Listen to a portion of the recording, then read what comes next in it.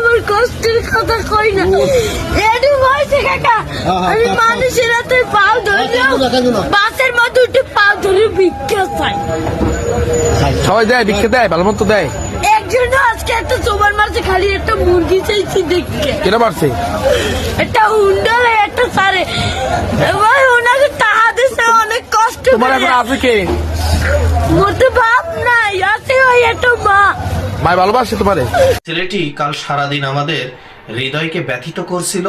এই ভিডিওটা দেখার পরে সবার মন কাল খারাপ ছিল যে মানুষ এতটা নিকৃষ্ট হয়, যে ছেলেটির উপর যে জুলুম তারা করছিল।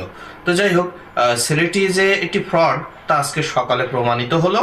তো এই ছেলেটি আসলে মানুষের আবেগকে নিয়ে কাজ করছিল এবং সে একটি জুয়া খেলে, এইভাবে টাকা হাতিয়ে নিয়ে সে জুয়া খেলে।